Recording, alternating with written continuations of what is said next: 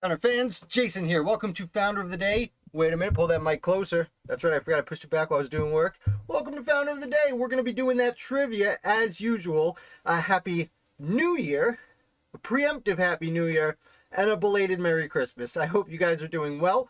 Hope you're ready for some fun. Let me know if you're here so that I know who's playing today, and we can wait for you to throw in your answers if we can.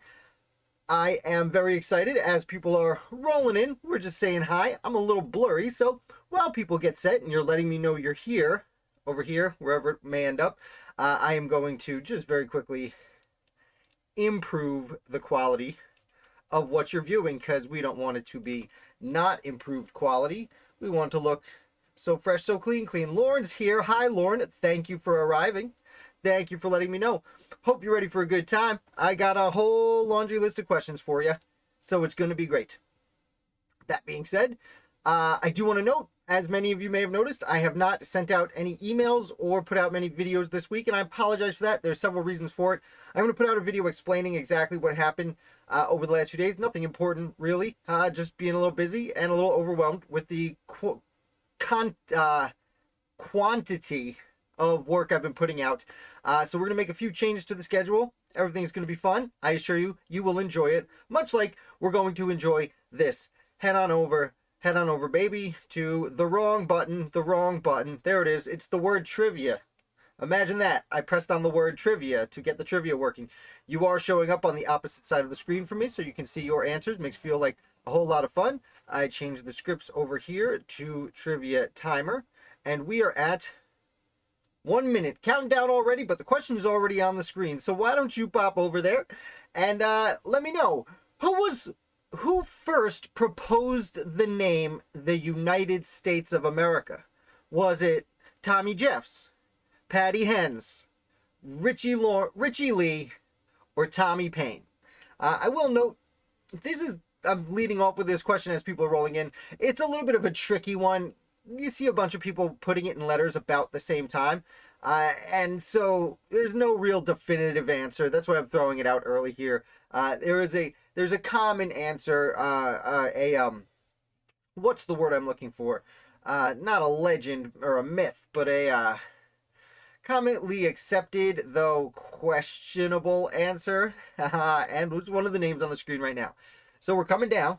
We got 5 seconds left. It looks like it's just Lauren playing right now. There's a few people watching, but only Lauren told me he's here. And since Lauren is yet to give me an answer, guessing D, well, that is a good guess. Lauren's getting it in just in time for us. Tommy Paine, uniting those states of America. Well done, Lauren. Well done, Mr. Paine. Let's get on with the second question here. Who undertook a midnight ride to alert the Patriots that the British had moved on Danbury, Connecticut? They had come by sea once again and took a midnight ride. A midnight ride that was actually longer than... hi, Wesley. Thank you so much for coming. Midnight ride that was actually longer than the guy in Boston who's... Revere. Paul Revere. Imagine that. The famous names. Those are the ones I forget. I could talk about... Tench Tillman's all day long, but Paul Revere, that's the name I can't remember, of course. Yes, I will note, I forgot to set the timer. I will do that now. It was a young person whose father had to go out and take the lead in the battle, so they went around riding to warn the countryside that the British were yet again coming. This time I will note it was after the war started, and I believe after independence, so this time, yeah, it was definitely after independence. So this time it was actually the British coming and not just the other British people coming.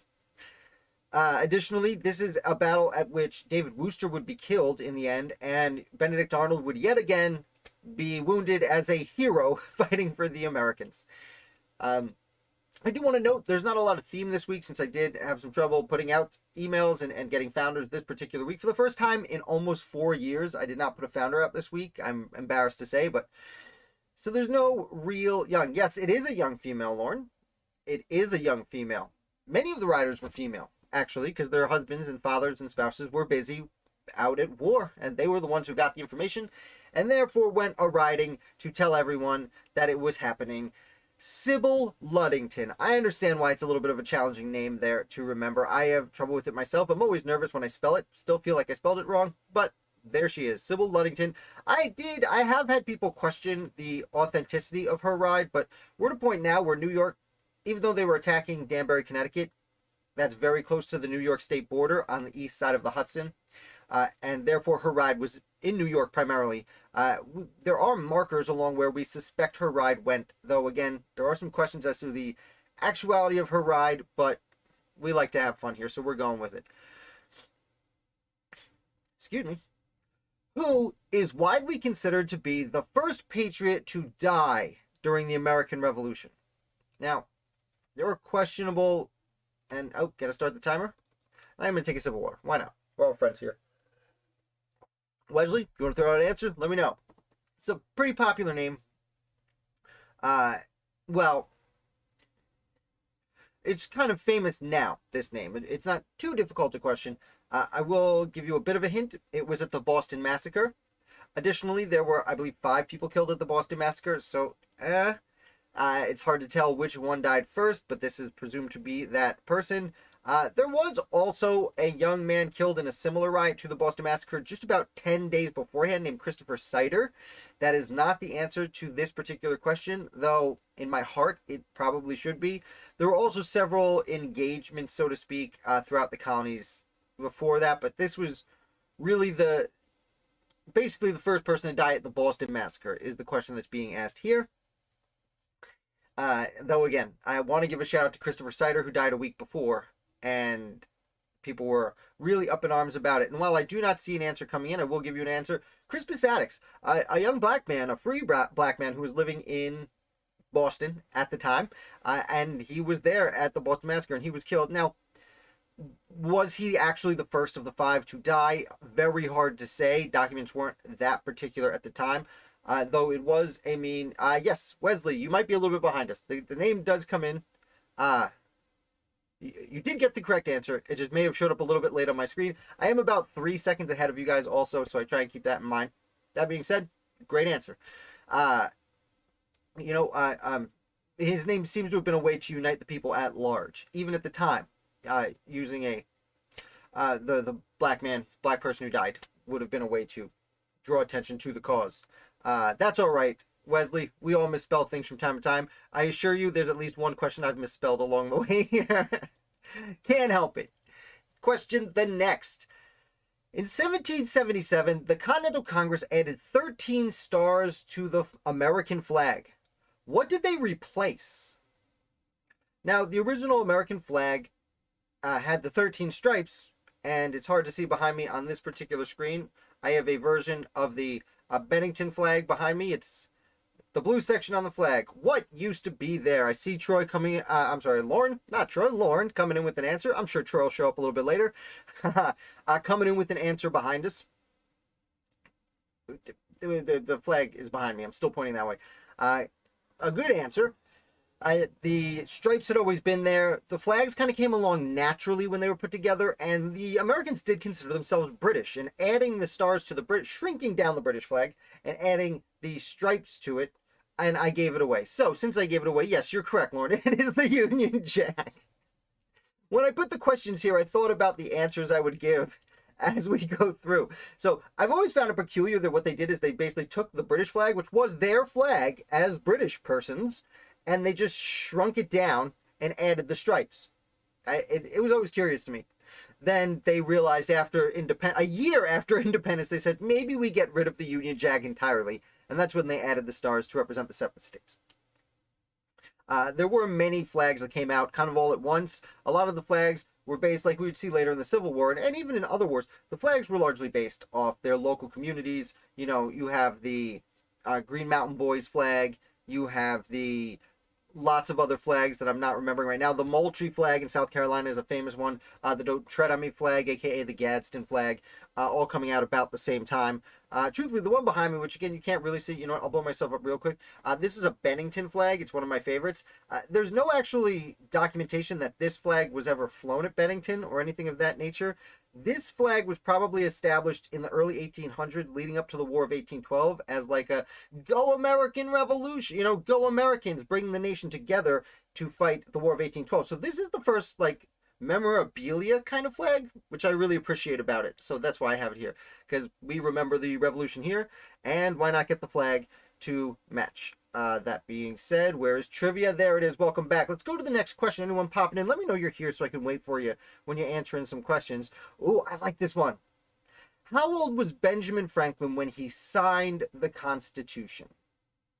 Benjamin Franklin. I'm not going to tell you when he was born, but I will remind you that the Constitution was signed in 1787, and I will also note he was by far the oldest person there.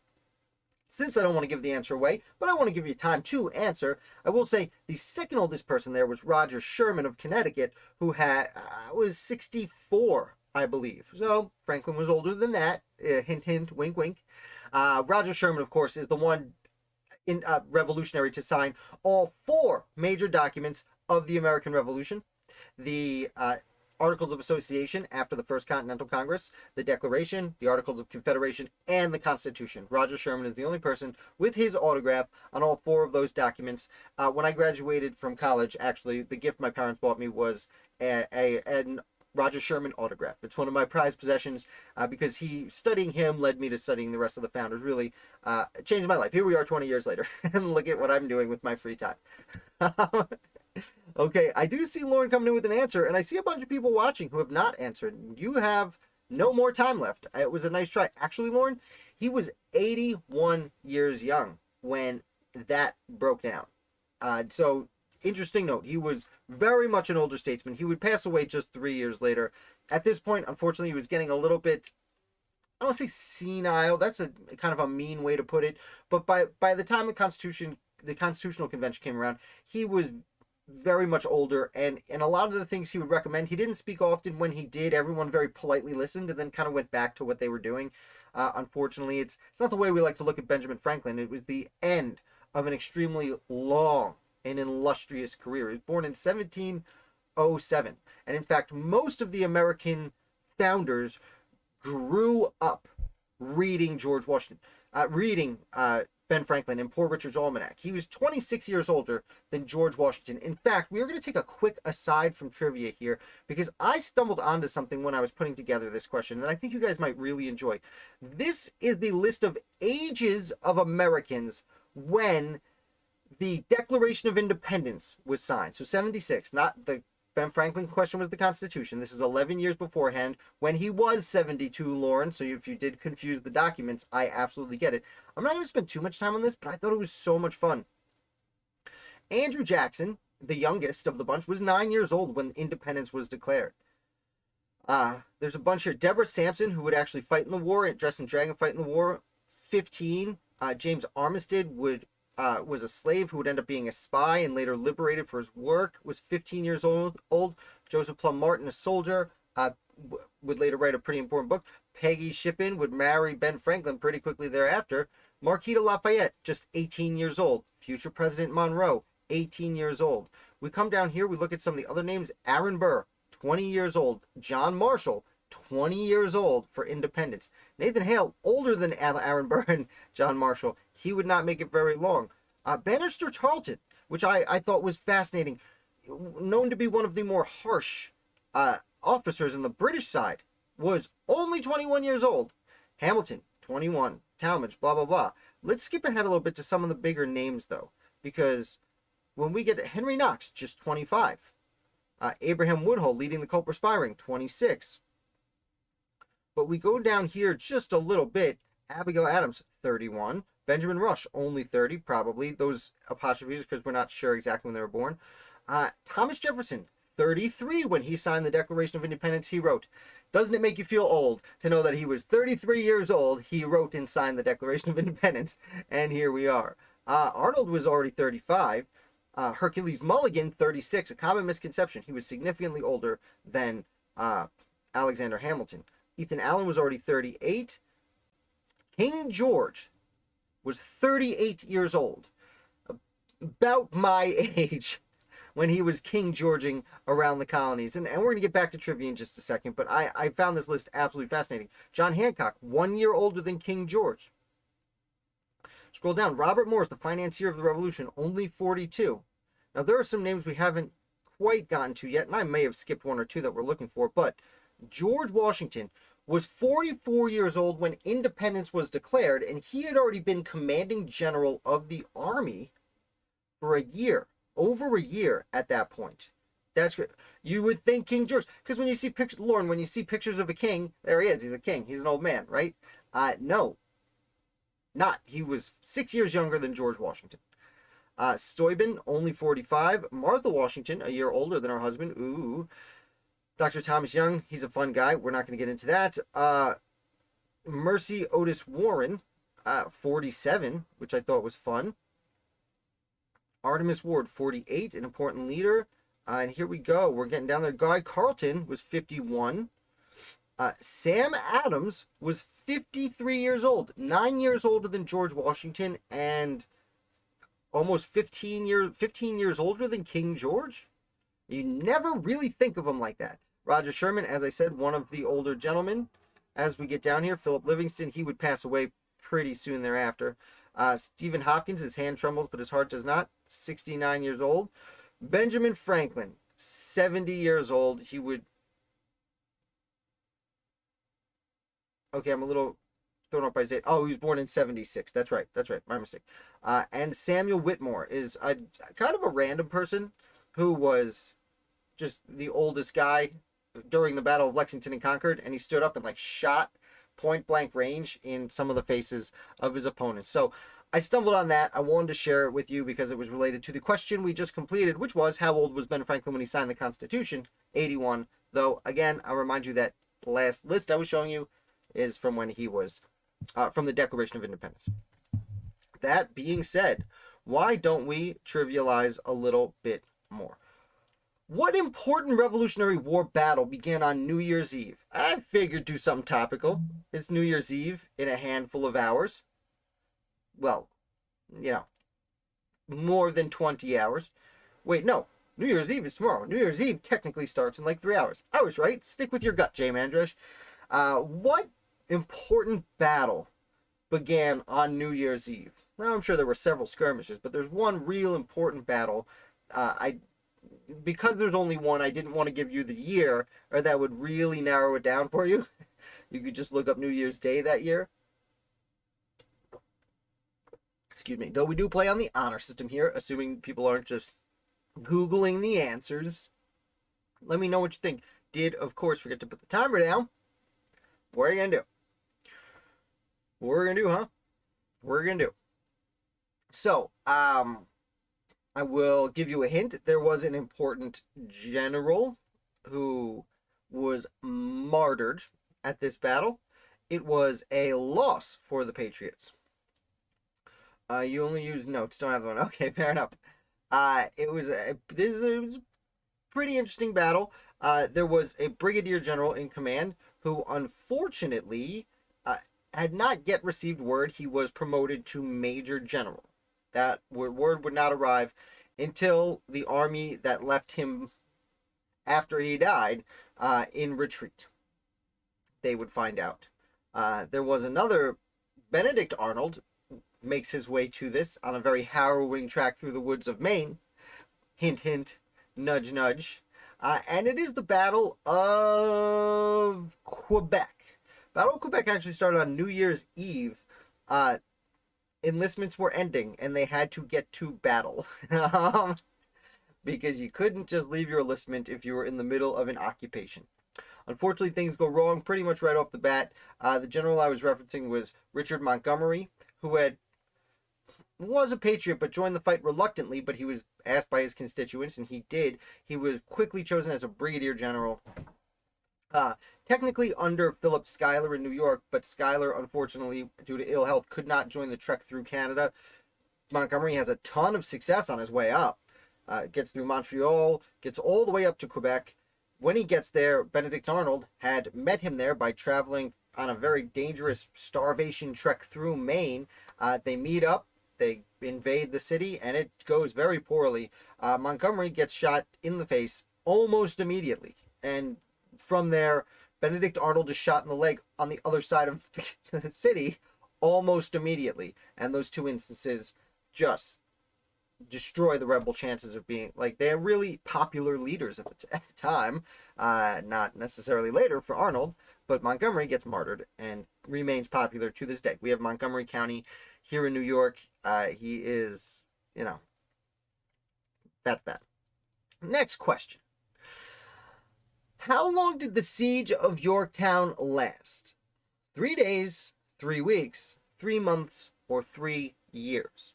Now, we jump from very early in the war with the invasion of Canada in 1775 here to the Siege of Yorktown, which you, if you're watching a American Revolution trivia show, probably know is essentially the end of hostilities for the Revolution. There were 2 years until the ceasefire was officially declared. Well, about a year and a half till a ceasefire was officially declared, and it'd be about 2.5 years till the war itself was fully completed and the Treaty of Paris ratified. However, there was a siege here. Wesley coming in with a question, with a few notes here. Wesley saying 3 days with the I don't know emoji, being all like, I don't know. It is a good answer. I will note. Well, no, I won't note. I forgot to do the time. Okay. Well, I'm going to give out the answer. Lauren has not popped one in yet. It seems like it's you and Wesley hanging out. It was 3 weeks. Technically, the answer is 20 days. But if I rounded up a few hours to 3 weeks, it presents in a lot more accommodating fashion than the other way around. 3 days is a very good guess, but they laid siege for a few weeks while waiting for the French to show up and surround the British. And it wasn't until the French Navy could essentially blockade the British from the seas that there was literally nowhere for Cornwallis to turn. Let's continue on with the questioning. A few more questions here. Casimir Pulaski is considered the father of the American Cavalry. What country was he from? He was not, nor would he ever be, an American citizen. I will say he does pass away during the war, so during a battle, so he actually is buried in the United States. But he is, and I will note, I've always read his name, reading books, as Casimir Pulaski, but I live not far from a town called Pulaski, which I presume is named after him. So, Lauren coming in with an answer. It's a European answer, which is probably a very good guess. I forgot to set the timer again, so I'll just do a countdown, give you, Wesley, and anyone else watching, another 5 seconds. 4, 3, 2, 1, and yes, it is Poland. Bravo, Lauren. Sounds Polish. Okay, Wesley, coming in at the last second. It is Polish. It is, although, doesn't Lithuanian sound pretty Polish, too? No, I'm just kidding. Yes, it is Poland. One of the few founders from Poland essentially started the American Cavalry, and then Kosciuszko, I can never pronounce his name. Kosciuszko was, I believe, from Hungary, and he came over and was number 2 in creating the cavalry. So I always like to give him a shout out, even though I can't say his name. Theodora, I think it's Theodore Kosciuszko. I'll never say his name right. But if you guys want to hit like while we're going along, that would be great for the channel. More people will play with us next time. Anyway, you like that real off-the-cuff segue there? Next, we're going to move to a question, our not American Revolution question. I've started doing this. We always got to do one. This one is American history, though. So let's say this. Which cabinet member survived an assassination attempt on the same day as Lincoln? And you guys, a bunch of you hit like. Thanks, guys. That's so sweet. What a team. What a team. Excuse me there. Which cabinet member survived an assassination attempt on the same day as Abraham Lincoln? Famously, Abraham Lincoln was assassinated. not so famous is there was a group of assassins who went out to get a bunch of cabinet members that day. Several of them panicked and didn't even try. One cabinet member was attacked, not at the theater, while he was sleeping in bed. Both he and his son were attacked. They survived, fortunately. Hi, Rachel Luo. Thank you for coming to hang out, and thank you for an answer. I again forgot to hit the countdown, so I will give about 5 more seconds of pontificating here to give everyone else a chance to answer. 5 and 4 and 3 and maybe a 2 and perhaps a 1. Whammy. Rachel, welcome to the game. William Seward. I believe I spelled his name wrong. I mentioned earlier there would be at least one misspelling. Rachel spelled it appropriately with an A, S-E-W-A-R-D. It's really embarrassing because I live about 15 minutes from his house.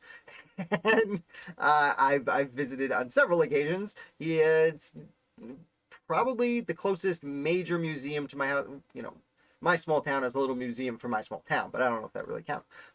Yes, William Seward, he was buried in Auburn, New York. All right, Lauren, no worries. Cats fight. That's no big deal. Rachel obviously knows the story, but for those of you who don't, I want to note, William Seward was a governor of New York. He was I believe, a senator, and then became Secretary of State for Abraham Lincoln, and helped Lincoln run the war. As a Secretary of State, it generally deals with foreign nations, and for a little bit there, the South was a foreign nation. Seward was really important to the war. When it came time to eliminate people who were really important to winning the Civil War, well, not only was Abraham Lincoln on the list, but William Seward was on the list. A gentleman, I think his last name was Lowell. I don't necessarily recall his full name. Again, we talk about the American Revolution primarily here. This accomplice of Booth goes to Seward's house while he's asleep, goes in with a knife and tries to stab him, does, I believe, stab him and slash him. His son runs in and they fight off the would-be assassin. I don't remember if he had a gun that misfired or if he just went in knife first. That, you know, Rachel, if you know, or anyone else knows, do us a favor, remind me of the exact story here, but essentially, they fight him off and he survives the assassination attempt. And then he's like, oh man, people are going to be real excited to hear about this. And he goes to tell his friends and they're like, did you hear the president was shot? And he's like, oh, my story's not so much fun now. I'm, of course, paraphrasing what he said. I doubt it went exactly like that. I probably wasn't happy about the whole scenario. He's also the one who's most famous, actually, for Seward's Folly, which was the purchase of Alaska. And he purchased Alaska from Russia at a price that I believe translates, I heard the number recently, about $10 million in today's money. So, a real good deal. Anywho, that's William Seward. We're going to move forward. This is our last question of the night. We're going back to the American Revolution, and there's a few answers here, so I am going to give you a little bit of time. But it's an important one. Can you name the Intolerable Acts? The Intolerable Acts, a.k.a. I will pop on the timer. I might run it twice. I can think of a few secretaries of state in our recent past. Lauren and we don't... I'm sorry, Wesley, you might be new here. We do our best to not talk about modern politics on this channel. While I may or may not agree with your sentiments, I definitely wouldn't recommend violence against anyone. I know you're joking, bud. Of course. It's very dangerous to make jokes of that nature on the interweb, especially when I've already used that particular word on several occasions simply talking about American history. If you are new here, I do my very best to keep my own politics, my own personal beliefs out of the discussions as best I can. American history is for everyone. Whether in whatever side of the line you fall on today, doesn't necessarily reflect what lines were even drawn 200 years ago. So that's what we're trying to do here. Hi, Lauren. You know what? I'm going to run it for another minute because there's a bunch of correct answers here. There are actually 5 technically, 4 technically, but 5 I will accept correct answers for what the Intolerable Acts are. So if you want to throw that out. I will say, Wesley, if you are new here, I don't remember your name coming up before. I do live videos several days a week, including on Tuesdays. I do live read-alongs of the Federalist Papers. And if you want to try and make an assessment of my own personal politics, the way I react to Hamilton and Madison's discussions about the heart of the Constitution, when I say review the Federalist Papers, we go line by line through the 18th century language and read the entirety of the paper and reflect each sentence at a time to try and pick out what they were saying in an attempt to really understand the drive behind the United States Constitution at the time. Now, I also release every Friday a review of an anti-Federalist paper. So when I'm reading the Federalist Papers, I like to acknowledge the anti-Federalist arguments that were being made at the time. And despite my best efforts, I do believe some of my own personal politics might seep through, again, despite my best efforts. Although they are the politics that would be mine had I lived 250 years ago. So I guess it's not exactly modern politics. That being said, I let this run through twice. I know there's a bunch of big answers. It's a tough one. I was a little distracting for you. I got to fill time here while I'm waiting for your answers. The correct answers are the Boston Port Act, the Massachusetts Government Act, the Administration of Justice Act, the Quartering Act, and kind of the Quebec Act. So they were technically called the Coercive Acts, which was what the British government called them. Not entirely friendly to the people of the colonies, but the colonists called them the Intolerable Acts. They were all passed at the same session of Congress. They were in response to largely to the Boston Tea Party. In fact, my original question was going to be, what act did Parliament pass to suppress the people of Boston after the Tea Party? But the truth is, the first two here were both efforts to suppress Boston after the Tea Party. The Boston Port Act essentially closed the port of Boston until they were able to pay for the tea they destroyed, which, to translate to modern money, was millions of dollars of tea. Millions of dollars of tea. It's a big deal. So that was the Boston Port Act. Then the Massachusetts Government Act essentially revoked the Massachusetts Colonial Charter and instead not only put it in the hands of the royal governor, but all positions were in the hands of the governor, parliament, and king. And therefore, essentially, their colonial assembly had been deleted.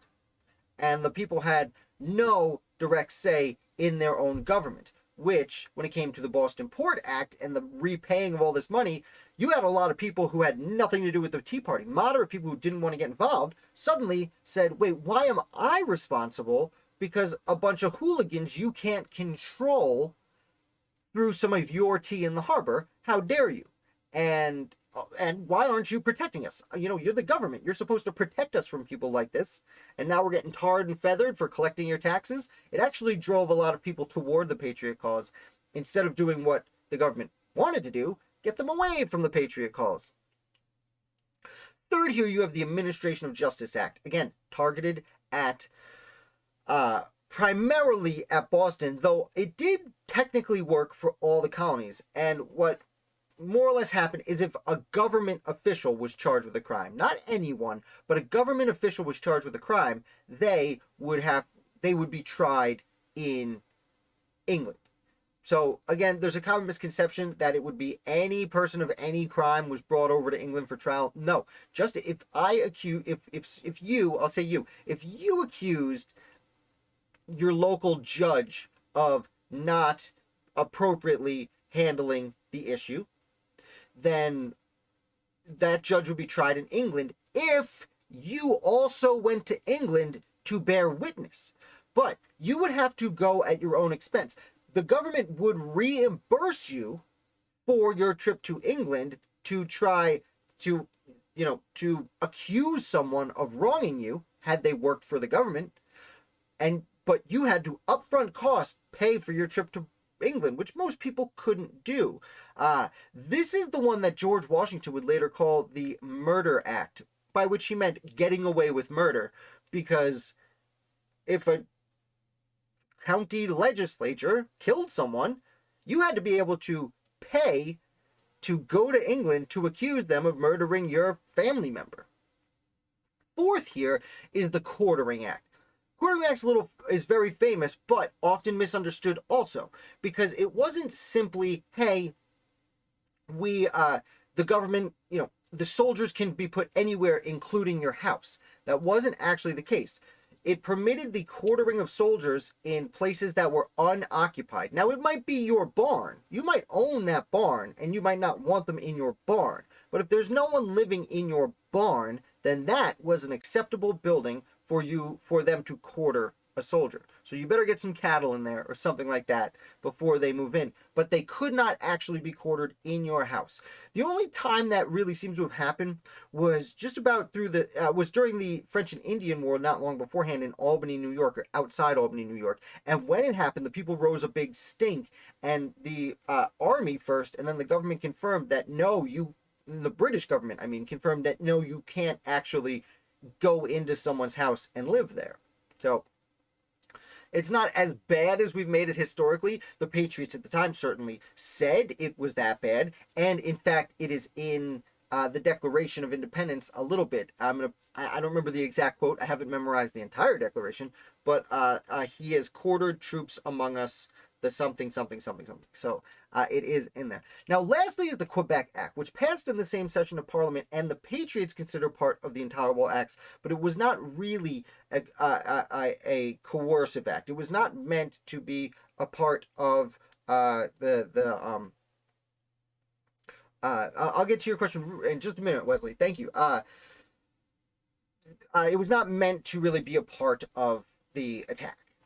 So to speak, or not meant to be retribution on the colonists. The Quebec Act was really because they had just recently captured Quebec, and all of Canada from France during the French and Indian War, and Britain was finally getting around to regulating it. Now, what the Patriots didn't like is, first of all, it expanded French territory into the west, by the Great Lakes, because the French people were very good and long time fur trappers, and that area was wild lands and mostly good for fur trapping. But it went into the Ohio Valley, where many of the Americans were saying, no, we own land in the Ohio Valley. Now, there was a prohibition line that the Patriots could not cross to get that land, but they still thought they owned it. Furthermore, it permitted the French people of Canada, despite being British subjects, to continue practicing their Catholic religion. Catholics, imagine that. The Protestants in New England certainly could not. That being said, it was probably a good move by the British government to say, listen, we know you're Catholics and you're French speaking, but you now live under our control, and so that you don't get angry and don't join these rabbles down here in New England, you can continue to pretty much be French, just, pay us taxes. And it turns out French Canada was pretty cool with that, because a few years later, when the Patriots tried to get French Canada to join the revolution, they said, no, no, no. Which is the only French impression I can do, is no, no, no, no. It doesn't sound French, but I think that's how you say the word. Either way. Lastly, with the Quebec Act, that really bothered people is the people of Quebec and French Canada were permitted to keep French common law. And most of American, even our modern American laws, are based off of common law that were British common laws. And the idea that the French people in Canada were now British and neighbors of British colonies, but practiced entirely different legal systems that was very reminiscent of the feudal manor system of old in Europe, which, to be fair, was essentially how New York operated, because they had the Dutch traditions. So New England already didn't love what was going on in New York, and now Canada was doing basically the same thing with their legal system, except they spoke French and were Catholics. It really rallied the people up, arguably more outside of Massachusetts proper than any of the other ones here. Your Connecticut's, your Rhode Island's, your New Hampshire's, made people not very excited. So that is a brief summary of the Intolerable Acts. Got a little off topic here. Let's see, Wesley, not political divide issue to me. Our Constitution is slowly being ignored. It's both political sides, so it's something that should be called out, minus the violence, of course. Okay. Yeah, no problem, Wesley. Thank you for coming. I'll see you next week. I'm up all the time. Definitely hit like and subscribe if you are new here. Our Constitution, well, we unfortunately, Wesley, when we do the Federalist read-alongs, we do a little bit of honest criticism of the Constitution. That's part of the fun, because there was heavy criticism of it at the time. We, like I said, also do Anti-Federalist Fridays. So we like to learn about both sides of the argument here, despite what, modern politics might care about. Yeah, shouldn't say it. Shouldn't say it. Unlike what's on the TV today, we actually look at both sides objectively. Imagine that. Trying to make honest opinions for ourselves. What a world. With that, that is our final question of the day today. We got a nice 40-minute run going. I do thank you guys for coming. Yeah, we ran through that list. That's right. We ran through that list instead of playing any ancillary games. Now, I guess I'll pull myself up big here. Now that I did that whole thing, I got blurry, but that's okay. Thank you guys so much. I really appreciate you guys coming and hanging out. Like I said earlier, missed a bunch of videos and articles and emails this week. It's been just a crazy busy week with the kid home, and I apologize for that. I have not, in almost 4 years of Founder of the Day, missed substantial time putting out Founders. This is the first time, so please forgive me. I'm going to get back in the habit starting on Monday. I have a little bit of a new schedule this week. Took a lot of notes. Great. Awesome, Lauren. Well, keep in mind. Maybe we'll ask some more questions about it next week. I will... Excuse me, I will note, I do want to thank the Patriots on Patreon, who will be thanked on my end screen once we are done here. Also, for Patriots on Patreon, there is a Sunday night live video at 7 o'clock. I will send out an email on Sunday. If you are not Patriot yet, please check it out. I have the link in the description below. If you want to help support the channel, offset some of the expenses of putting together these videos for you, that would be great. Do a little live video there. We do cut clips from it. I will be putting those out through the week, and I will have a little bit of a schedule change that I'm announcing on Saturday. I'm going to put out a video kind of explaining why I missed some days. Nothing, no big deal, just mostly a busy schedule because it's holidays. With that, I will also be putting out, doing a little adjustment to the schedule. Nothing major, but cutting down the 7 days a week videos, probably to 3, which I know is a bummer to a lot of people who watch the morning videos. I'm specifically talking about my daily morning videos. Those of you who watch live might not realize I've been putting out 7 days a week, an article and video and email every single day. Excuse me, which is cumbersome. And I'm going to cut that down a little bit. Live videos we'll still be doing at least 2 a week. Live trivia on Thursdays and the Federalist Read Along on Tuesdays. One of the reasons I'm doing this is going to give me the opportunity to do a few more fun, longer videos maybe on the weekends or during the week. Whenever's convenient for you. You may know I did that a while ago. I keep referencing the top 100 founders. 100's a lot. That's an annual thing. Recently I did, the men who ran against Washington, talked about the people who got votes for vice president in the first presidential election. Fun things like that. I'm basically freeing up time so we can do that. I know my most popular thing are the live videos, so finding a way to make more for you. With that, whoever just popped in, I'm very sorry because we are just leaving. Lauren, thank you for taking notes. Wesley, thank you for hanging out. Rachel, you had that one answer. It was William Seward, and it was perfect. Well done. I adore you guys. Thank you for coming. Have a happy and safe New Year, and I will see you later this week. Peace, field.